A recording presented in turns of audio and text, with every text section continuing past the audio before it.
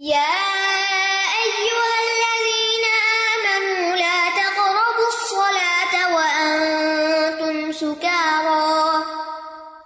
وأنتم سكارى حتى تعلموا ما تقولون ولا جنبا إلا عابري سبيل حتى تغتسلوا وإن كنتم مرضى أو على سفر أو جاء أحد منكم من الغائط أو لامستم النساء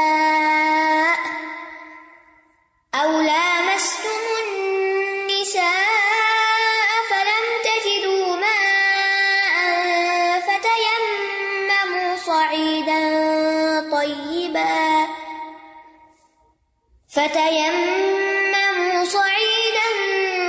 طيبا فامسحوا بوجوهكم وأيديكم إن اللہ كان عفوا غفورا۔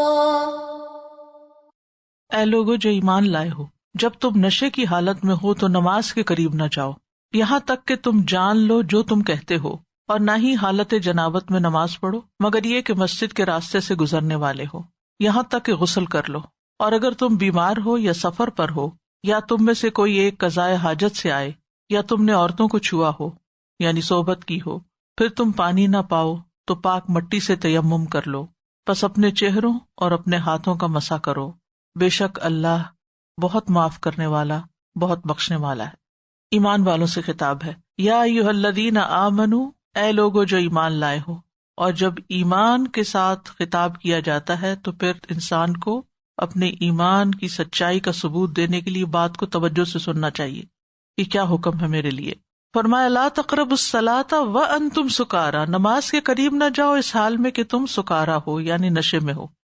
یہ حکم اس وقت دیا گیا تھا جبکہ ابھی شراب حرام نہیں ہوئی تھی، تو گویا اس میں صرف نماز کے وقت شراب نوشی سے منع کیا گیا۔ بالکل ممانعت کا حکم جو ہے وہ اس کے بعد نازل ہوا ہے، سورۃ المائدہ میں آتا ہے وہ۔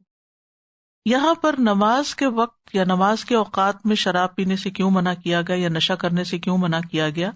کیونکہ نماز کی شرائط میں سے ہے کہ انسان جو کچھ پڑھ رہا ہو اس کو سمجھ بھی آ رہی ہو کہ وہ کیا کہہ رہا ہے۔ اس آیت کے شان نزول کے بارے میں کہا جاتا ہے کہ ایک انصاری نے حضرت علی رضی اللہ عنہ کی اور حضرت عبد الرحمن بن عوف کی دعوت کی اور انہیں شراب پلائی، اور یہ واقعہ حرمت شراب سے پہلے کا ہے۔ تو ان میں سے ایک نے پھر نماز کی امامت کرائی اور قل یا ایھا الکافرون جو ہے اس کی قرات کرنے لگے جو اس پہ خلط ملط ہو گئی، تو یہ حکم نازل ہوا کہ لا تقربوا الصلاۃ وانتم سکارى۔ دوسری یہ بات یاد رکھیے کہ شراب سے متعلق سورۃ النساء کی اس آیت کا اتنا حصہ جو ہے منسوخ ہے، یعنی وانتم سکارى تک، اور یہ منسوخ کس آیت سے ہے جو آگے سورۃ المائدہ میں آتی ہے، انما الخمر والمیسر والانصاب والازلام رجس من عمل الشیطان فاجتنبوہ لعلکم تفلحون، کہ شراب اور جوا اور شرک کے لیے نصب کردہ چیزیں اور فال کے تیر سراسر گندے ہیں، شیطان کے کام میں سے ہیں، سو اس سے بچو تاکہ تم فلاح پاؤ۔ نبی صلی اللہ علیہ وسلم نے بھی فرمایا، بے شک اللہ تعالیٰ نے شراب کو حرام کر دیا ہے، تو جس شخص کو یہ آیت پہنچ جائے اور اس کے پاس شراب میں سے کچھ موجود ہو تو نہ وہ پیے اور نہ فروخت کرے، کیونکہ فروخت کرنے کی بھی ممانعت ہے۔ تو اس سے یہ پتہ چلتا ہے کہ شراب ہمارے دین میں حرام ہے، اور یہاں پر لفظ شراب بھی نہیں آیا بلکہ نشے کی بات ہوئی، سکارا یعنی کہ نشے کی حالت۔ تو نشہ کسی بھی چیز کا ہو سکتا ہے جس سے انسان کی عقل جاتی رہے، انسان اپنے ہوش میں نہ ہو۔ یہاں ایک بڑی حکمت کی بات ہے، یعنی نمازوں کے اوقات میں شراب نہ پی جائے۔ تو آپ دیکھیے ظہر کے بعد عصر، عصر کے بعد مغرب، مغرب کے بعد عشاء قریب قریب آتی ہیں۔ صبح سویرے لوگ نماز کے بعد کام کو نکل جاتے ہیں، وہ شراب پینے کا وقت نہیں ہوتا۔ پھر جب کام کے بعد ایک لمبا دن گزار کے آتے ہیں تو نمازوں کے اوقات شروع ہو جاتے ہیں، تو شراب رک گئی۔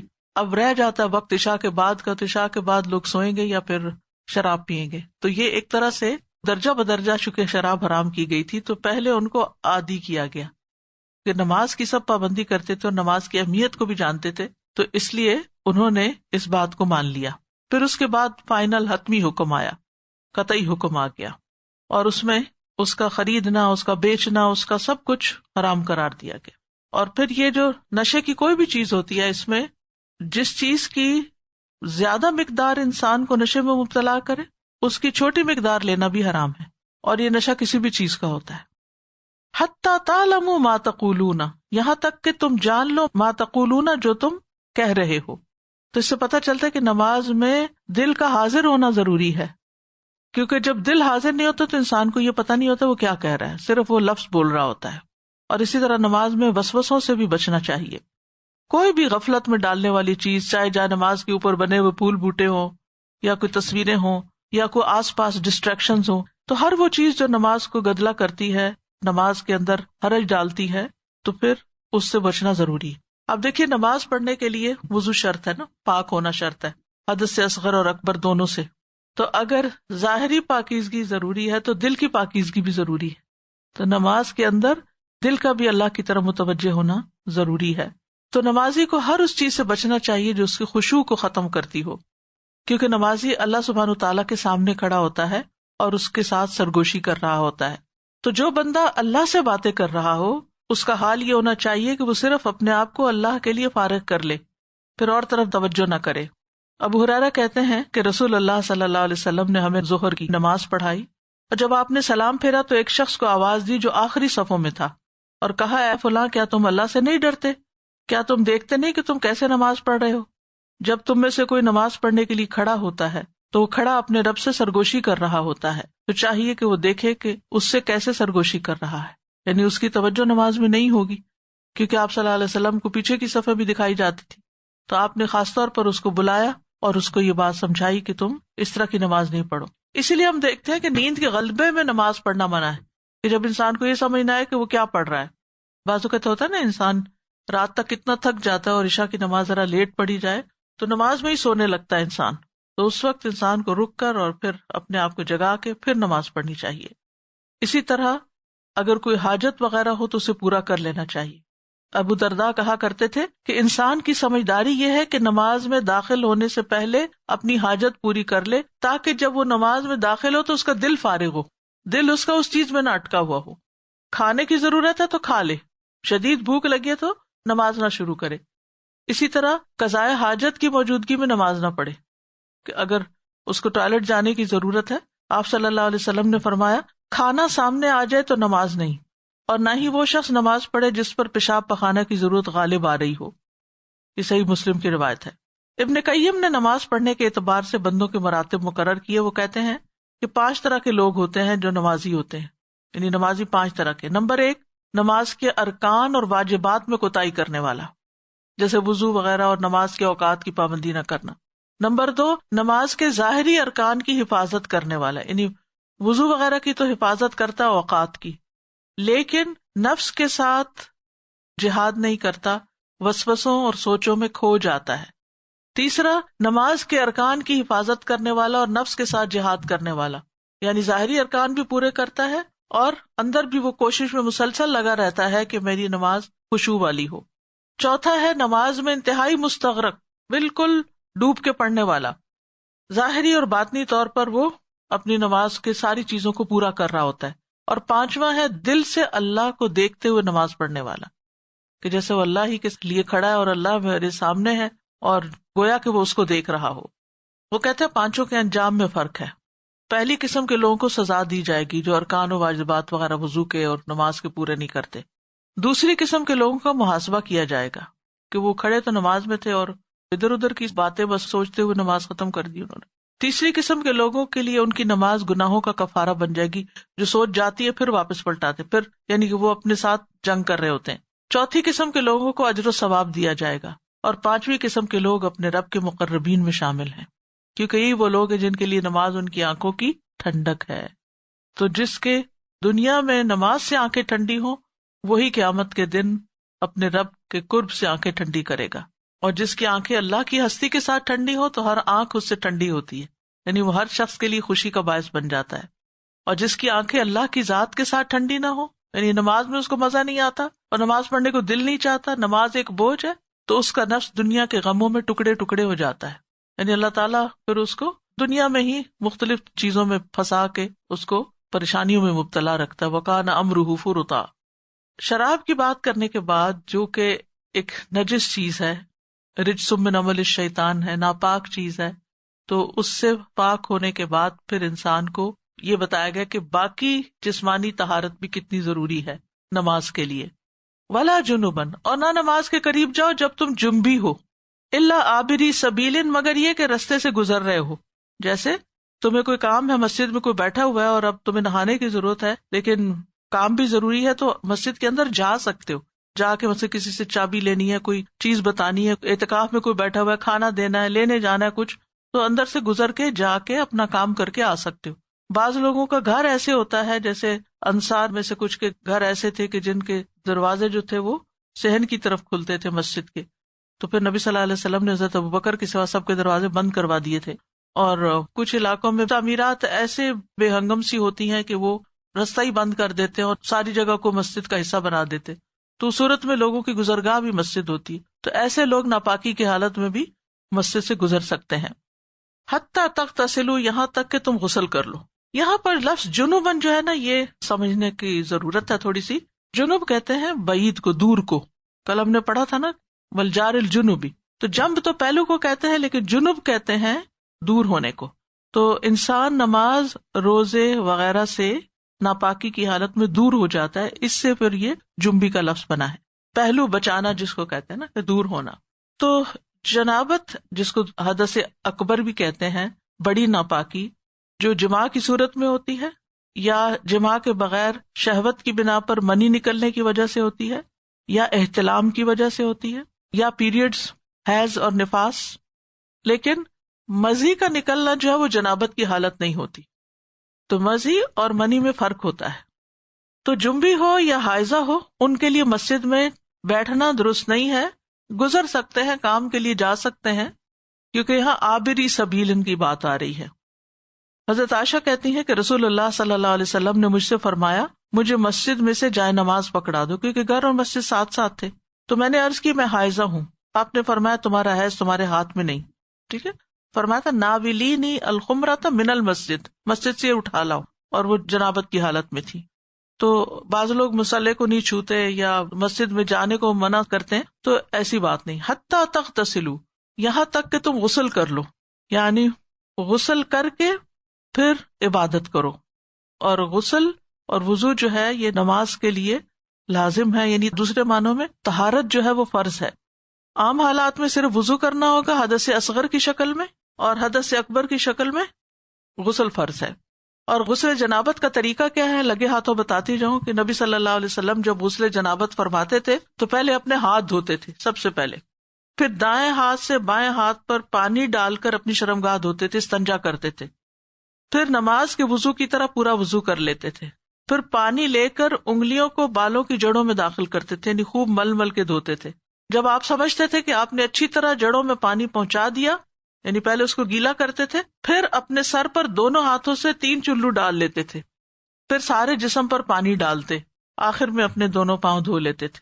ہمارے یہاں تو شاور ہوتے ہیں، تو اس میں پہلے ٹوائلٹ پہ آپ استنجا وغیرہ کر کے اندر جا سکتے ہیں شاور کی جگہ پر، اور پھر اس کے بعد یہ کہ وضو کر لیں اور نہا لیں، اور سب سے آخر میں پاؤں ضرور دھوئیں. وَإِن كُنتُم مَرْضَىٰ، اور اگر تم بیمار ہو، او علی سفر، یا سفر پر ہو. نمبر 1 بیماری، نمبر 2 سفر. او جاء احد منکم من الغائط، یا تم میں سے کوئی ایک رفع حاجت سے واپس آیا. تیسری صورت حدث اصغر. او لامستم النساء، یا تم نے عورتوں سے صحبت کی ہو. چوتھی صورت حدث اکبر. فلم تجدوا ماء، پھر تمہیں پانی نہ ملے. فتیمموا صعیدا طیبا، تو پاک مٹی سے تیمم کر لو. اس آیت کے شان نزول کے بارے میں آتا ہے، حضرت عائشہ کہتی ہیں کہ انہوں نے حضرت اسماء سے پہننے کے لیے ہار ادھارا لیا تھا، وہ گم ہو گیا. تو رسول اللہ صلی اللہ علیہ وسلم نے ایک آدمی کو اس کی تلاش کے لیے بھیجا، تو اس نے اس کو پا لیا. پھر نماز کا وقت آ پہنچا اور لوگوں کے پاس پانی نہیں تھا، تو انہوں نے ایسی ہی نماز پڑھ لی اور رسول اللہ صلی اللہ علیہ وسلم سے اس کے بارے میں شکایت بھی کی.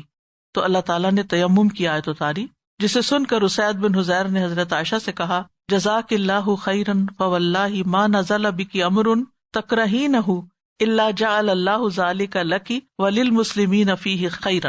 آپ کو اللہ بہترین بدلہ دے، واللہ جب بھی آپ کے ساتھ کوئی ایسی بات پیش آئی جس سے آپ کو تکلیف پہنچی تو اللہ نے آپ کے لیے اور تمام مسلمانوں کے لیے اس میں خیر پیدا کر دی. یہ ہار آپ کا گما تھا اور اس کی وجہ سے پھر وہ پانی کے پاس نہیں اتر سکے, دیر ہو گئی تو نماز کا وقت تھا وہیں پڑھ لی, اور وہاں پانی نہیں تھا تو پھر اللہ تعالیٰ نے تیمم کی سہولت اتاری. تو یہاں سب سے پہلے ہے وَإِن كُنتُم مَرْضَىٰ, بیمار, ہر بیماری نہیں کہ فلو لگا ہوا ہے یا کوئی اور اس طرح کی چھوٹی موٹی سر درد ہو رہا ہے تو بیمار ہیں ہم. بیماری سے مراد وہ بیماری ہے جس میں وضو کرنے سے نقصان ہوتا ہے یا بیماری میں اضافہ ہوتا ہے, یہ کرائیٹیریا ہے. یا انسان کو نقصان ہوتا ہے یا بیماری بڑھ جاتی. نقصان کی شکل کیا ہے؟ جیسے کوئی فوت ہی ہو جائے. تو بیمار ہونے کا اندیشہ بھی ہو تو تیمم کی رخصت ہے. حضرت عمرو بن عاص کہتے ہیں غزوہ ذات السلاسل میں مجھے ایک ٹھنڈی رات احتلام ہو گیا. مجھے اندیشہ ہوا کہ اگر میں نے غسل کیا تو ہلاک ہو جاؤں گا, تو میں نے تیمم کر لیا. پھر اپنے ساتھیوں کو صبح کی نماز پڑھائی. انہوں نے نبی صلی اللہ علیہ وسلم سے اس کا ذکر کیا تو آپ نے فرمایا, اے عمر, کیا تو نے جنبی ہوتے ہوئے اپنے ساتھیوں کو نماز پڑھائی؟ میں نے آپ کو بتایا کہ کس وجہ سے میں نے غسل نہیں کیا تھا, اور میں نے یہ بھی کہا کہ میں نے اللہ کا فرمان سنا ہے, وَلَا تَقْتُلُوا أَنفُسَكُمْ إِنَّ اللَّهَ كَانَ بِكُمْ رَحِيمًا, اپنے آپ کو قتل نہ کرو, اللہ تم پر بہت مہربان ہے. تو رسول اللہ صلی اللہ علیہ وسلم ہنس پڑے اور کچھ بھی نہ کہا, یعنی جائز قرار دیا. سخت سردی ہو, سفر میں ہو انسان, یا پانی نہ ہو, او علی سفر, یا سفر پہ ہو اور ٹھیک ٹھاک ہو, بیمار نہیں اب, ٹھیک ہے, سفر میں ہے, اور سفر ایسا ہے کہ جس میں پانی یا تو بہت کم ہے صرف پینے کے لیے, یا پھر یہ ہے کہ بالکل ہی نہیں ہے, تو ایسی صورت میں تیمم کی اجازت ہے. اب اس کا یہ مطلب نہیں کہ اگر کوئی صحیح سلامت صحت مند ہے اور اس کے گھر میں پانی نہیں ہے تو وہ تیمم نہیں کر سکتا. بعض اوقات کوئی بھی خرابی واقع ہو سکتی ہے جس کی وجہ سے پانی ختم ہو جاتا ہے, گھر میں پانی کا آنا بند ہو جاتا ہے, اور کوئی ایسا ذریعہ بھی نہیں کہ انسان کہیں باہر نکل کے کہیں سے پانی لا سکے, تو اس صورت میں بھی تیمم کیا جا سکتا ہے. او جاء احد منکم من الغائط, یا تم میں سے کوئی رفع حاجت سے آیا. غائط جو ہے یہ غیط سے ہے. غیط زمین کے چھپے حصے کو کہتے ہیں, اور یہ حدث سے کنایا ہے, کیونکہ انسان کو فارغ ہونے کے لیے ایسی جگہ کی تلاش ہوتی ہے جہاں لوگوں کی نگاہوں سے بچا جا سکے. تو غائط کا لفظ کیوں استعمال کیا گیا ہے؟ کیونکہ اللہ تعالیٰ فحش الفاظ پسند نہیں کرتے اور گھٹیا قسم کے الفاظ وہ یہاں استعمال کیے جائیں. یہ کہا کہ تم کسی دور گہری جگہ سے ہو کر آئے ہو, یعنی کسی خاص کام کے لیے گئے تھے. تو مراد یہاں کیا ہے کہ تم رفع حاجت سے آئے ہو, تو حدث اصغر ہے, پیشاب ہو, پخانہ ہو, اس کے علاوہ جسم سے ہوا نکل جائے یا مزی خارج ہو, ان پر وضو کرنا واجب ہے. وضو کے لیے پانی نہ ملے تو تیمم کیا جا سکتا ہے, یعنی اس میں سب وہ چیزیں آ جاتی ہیں جس سے وضو ٹوٹ جاتا ہے. چوتھی چیز ہے او لامستم النساء. اس کے معنی میں علماء نے اختلاف کیا ہے. امام شافعی کہتے ہیں کہ لمس سے مراد صرف عورت کو ٹچ کرنا بھی, یعنی اگر کسی عورت کو ہاتھ لگ گیا تو وضو ٹوٹ گیا, لیکن اس سے اصل مراد لامسل یلامس و ملامسہ, یہ دو طرفہ ٹچ کرنا. جیسے غائط کا لفظ ہے نا, ایسے ملامست کا لفظ جو ہے کنایا ہے جماع سے. تو یہاں لمس سے مراد جماع ہے, کیونکہ صرف ہاتھ سے چھونے سے وضو نہیں ٹوٹتا الا یہ کہ شہوت کے ساتھ ہو جس کی وجہ سے مزی خارج ہو جائے. فلم تجدوا ماء, پھر تمہیں پانی نہ ملے, تو پانی نہ ملنے کی صورت میں تیمم کرنا مشروع ہے ان ساری صورتوں میں. یا پانی ہے لیکن کوئی ایسی رکاوٹ ہے کہ پانی کا استعمال نہیں کیا جا سکتا. ایسا پانی تو ہے لیکن اس میں کوئی ایسی چیز گر گئی ہے. بعض اوقات آپ دیکھیں کہ دشمن پانی میں زہر ملا دیتا ہے, یا کوئی بھی وجہ کہ جس کی وجہ سے آپ پانی یوز نہیں کر سکتے. نجاست کوئی چلی جاتی ہے اس میں, جانور کوئی گر جاتا ہے, گندا ہو جاتا ہے, کڑوا ہو جاتا ہے, میلا ہو جاتا ہے, پاک نہیں رہتا, تو ایسی صورت میں تیمم کیا جا سکتا ہے. تیمم کیسے کیا جائے گا؟ فَتَيَمَّمُوا صَعِيدًا طَيِّبًا. تیمم کا لفظی معنی ہوتا ہے قصد کرنا, لیکن تیمم میں اصطلاحی معنی میں خاص طریقے سے اپنے آپ کو پاک کرنا ہے. اور صعیداً طیباً کہا گیا, صرف تراب نہیں کہا گیا یہاں, یہ یاد رکھیے, تراب نہیں کہا گیا. صعید سے مراد ہر وہ چیز ہے جو زمین کی سطح کے اوپر ہو, جو زمین کی سطح کے اوپر ہو, جیسے مٹی ہے, پتھر ہے, ریت ہے, ٹھیکری ہے, یعنی زمین کی جنس میں سے ہو, ہڈی وغیرہ نہ ہو. کیوں؟ میں نے یہ کہا کہ زمین کی جنس میں سے نہیں ہے, یعنی وہ زمین کا حصہ نہیں. پتھر, مٹی, ریت, ٹھیکریاں, یہ سب کچھ کیا زمین سے نکلی ہوئی چیزیں ہیں نا, زمین کا حصہ ہے. تو صعیداً طیباً, پاکیزہ ہونی چاہیے. ٹھیک ہے. اب یہ جو مٹی زمین سے اڑی گرد یہ کپڑوں پہ جا پڑی، پردوں پہ پڑ گئی، یا دیوار پہ پڑ گئی، یا فرنیچر پہ پڑ گئی، تو اس سے بھی تیمم کیا جا سکتا ہے، کیونکہ اصل چیز ہے اس گرد کا ہونا، نظر آنا. یہ نہیں کہ دھلے دھلائے کپڑے پہنے اور کہیں کپڑوں پہ تیمم کر لیں، کیونکہ کچھ لوگوں کو میں نے دیکھا اس طرح کرتے ہوئے کہ اپنے ہی کپڑوں پہ ہاتھ پھیر کے تیمم کرے. بھئی یہ تو حکم ہی نہیں ہے. تو اس لیے بہت ضروری ہے ان احکام کو جاننا کہ نمازیں ضائع ہو جاتی ہیں اگر انسان کو معلوم نہ ہو. تو سعیدن طیبن، طیب سے مراد پاک مٹی ہو جس کے ساتھ نجاست یا گندگی نہ ملی ہوئی ہو، کوئی گوبر وغیرہ یا کوئی کیچڑ یا اس طرح کی چیزیں نہ ملی ہوئی ہوں. یعنی جب آپ پانی وغیرہ یوز کرنے سے عاجز ہوں تو پھر سطح زمین کی مٹی، چاہے آپ نے گھر میں رکھی ہوئی ہے چاہے وہیں سے آپ جا کے لیتے ہیں. اب سوال یہ پیدا ہوتا ہے کہ آپ ٹریول کر رہے ہیں اور ہر طرف سنو پڑی ہوئی، ساری مٹی زمین میں چھپ گئی ہے یا ہے تو گیلی ہے، تو اس صورت میں کیا کیا جائے؟ امام ابن تیمیہ کہتے ہیں کہ اگر مٹی نہ ملے، ہے ہی نہیں، اویلیبل نہیں، ایسی صورت پیش آ گئی، تو مٹی کے بغیر زمین کے دوسرے اجزاء سے بھی تیمم کیا جا سکتا ہے، جیسے کوئی درخت وغیرہ ہے یا کوئی اور، کیونکہ زمین سے اگا ہوا ہے نا. اسی طرح ابن عثیمین سے پوچھا گیا اگر مریض کو مٹی نہ ملے تو کیا دیوار پہ تیمم کر لے یا فرش پر کر لے؟ تو انہوں نے جواب دیا دیوار پاکیزہ مٹی سے ہے، تو اس لیے اگر دیوار پتھر کی ہو یا مٹی کی یا کچی اینٹوں کی، ان سب پہ تیمم کرنا جائز ہے، یعنی جب مٹی نہ ملے.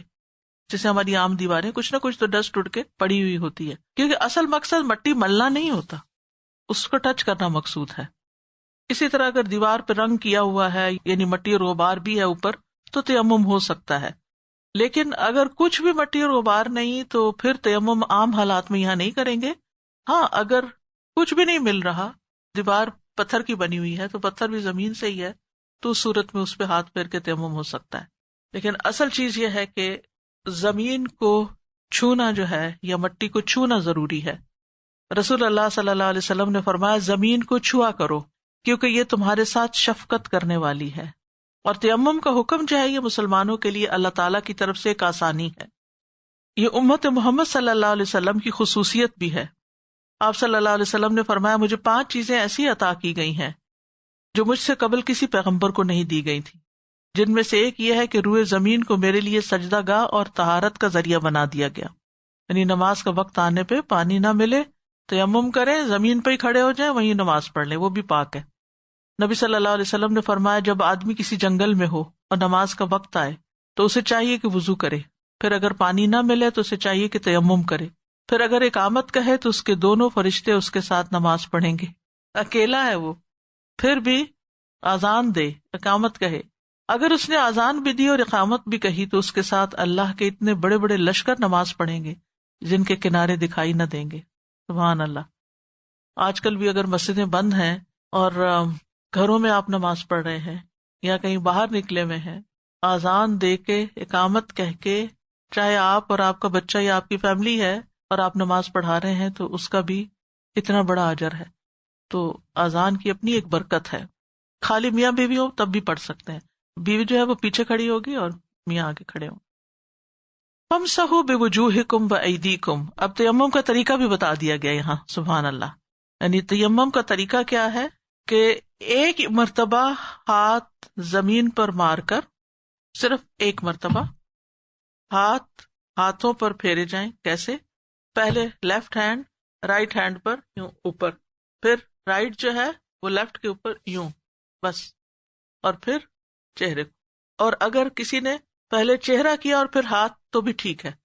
یہ کہا گیا ہے کہ جب زمین کو چھو لیا جائے تو ہاتھوں میں پھونک مار لی جائے، یعنی ہتھیلی کے اندر پھونک مار لی جائے تاکہ ایکسٹرا مٹی جھڑ جائے، اور اس کے بعد چہرے پہ پھیرا جائے، اور پہلے بائیں سے دائیں اور پھر دائیں سے بایاں ہاتھ. یعنی پوری کونی تک جانے کی ضرورت نہیں، کیونکہ یہاں پر ایدی ید کا لفظ استعمال ہوا اور وضو میں الی المرافق کا لفظ آیا. دونوں میں فرق ہے.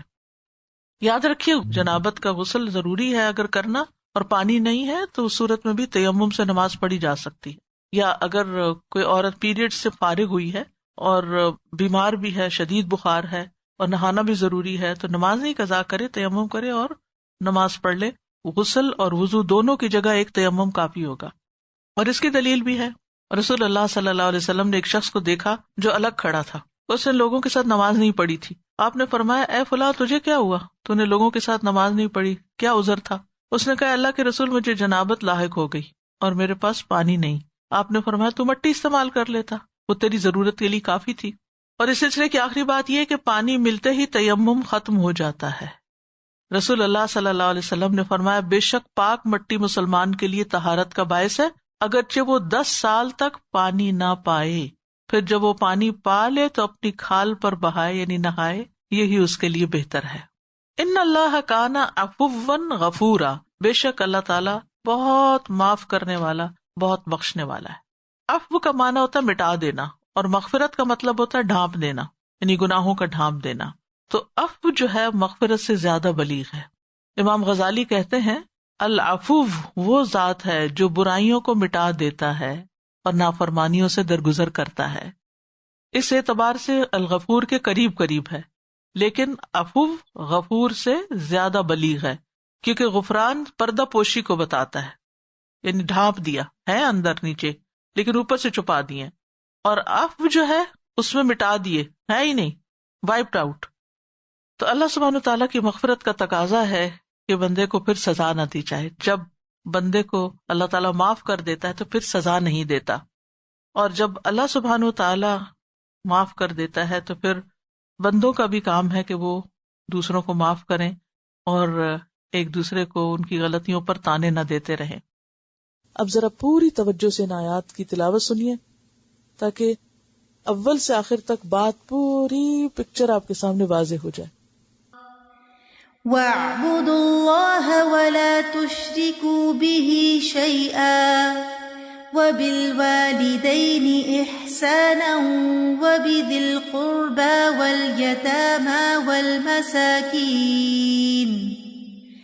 وَالْمَسَاكِينِ وَالْجَارِ ذِي الْقُرْبَى وَالْجَارِ الْجُنُبِ وَالصَّاحِبِ بِالْجَنبِ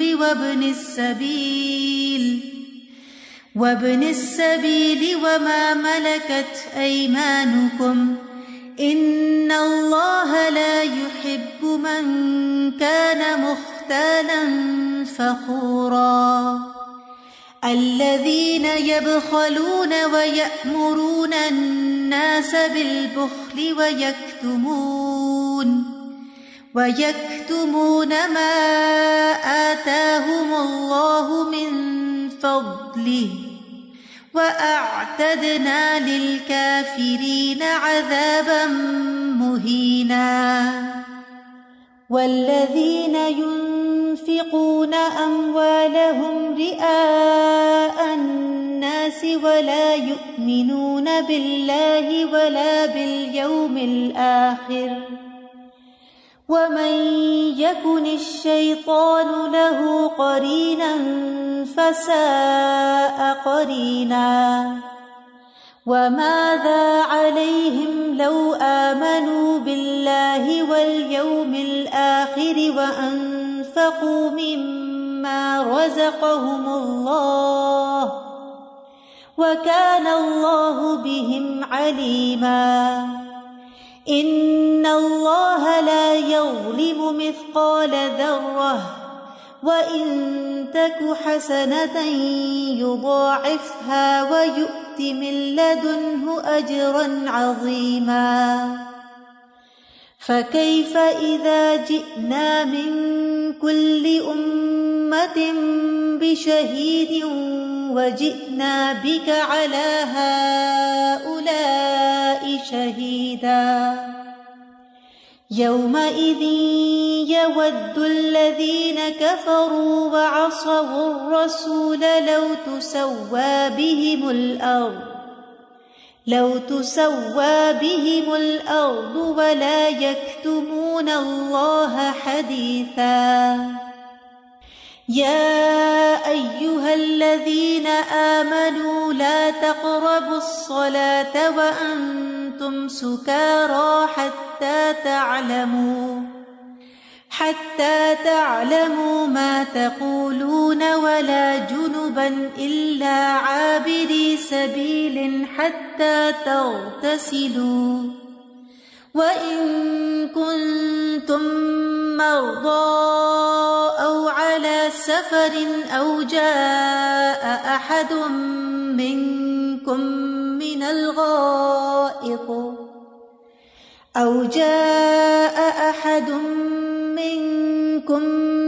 الغائط أو لامستم النساء فلم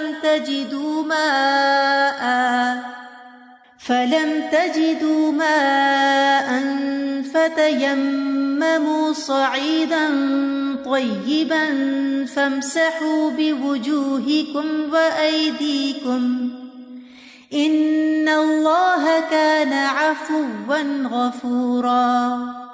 وآخر دعوانا ان الحمد للہ رب العالمین.